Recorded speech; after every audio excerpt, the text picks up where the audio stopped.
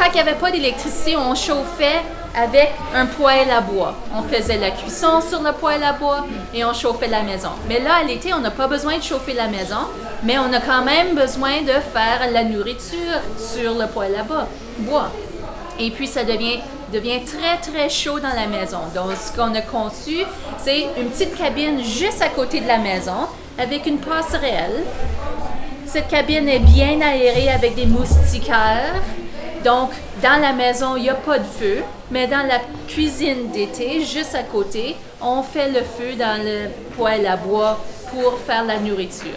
Toute la lessive se passe dans la cuisine. Alors, ce que je ferais, c'est je fais mon feu, fais certain que le poêle à bois est très, très chaud. Je bouillis de l'eau.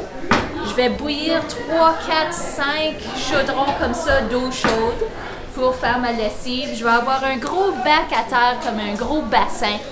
Puis je vais prendre avec un cheese grater. Je vais prendre mon savon. Ça, c'est un savon des 1940. OK, il est rendu vieux, là. Mais dans ce temps-là, il n'était pas vieux.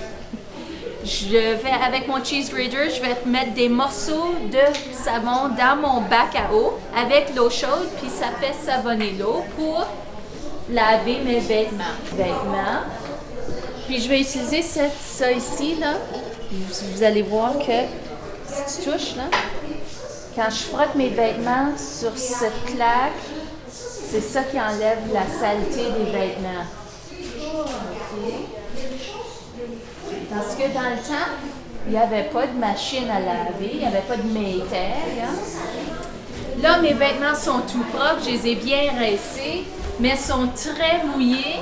Et puis, je veux les mettre sur la corde à linge. Mais avant de les mettre sur la corde à linge, je vais, parce qu'on n'a pas de sécheuse, je vais les passer dans cette machine ici, puis les écraser pour faire sortir toute l'eau.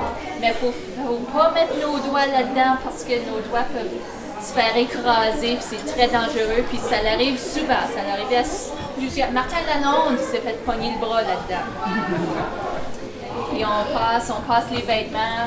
Là, ça fait essorer, puis on peut prendre nos vêtements, puis ils vont sécher plus vite sur la corde à linge. Puis, rapidement, je vais vous montrer qu'on a ici 3 exemplaires de fer à repasser.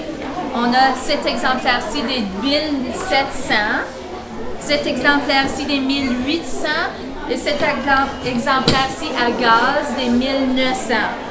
Alors celui-ci, c'est mon préféré parce que je peux le mettre sur le poêle à bois pour qu'il devienne chaud, puis je peux enlever le manche. Ce qui veut dire que le manche ne sera pas brûlant, puis j'aurai pas besoin de grosses mitaines pour l'enlever une fois qu'il est chaud. Alors une fois qu'il est chaud, je l'enlève et puis je repasse mon linge. Puis je veux pas le laisser, parce que si je le laisse, qu'est-ce qui va arriver? Ça va brûler. Ça va brûler.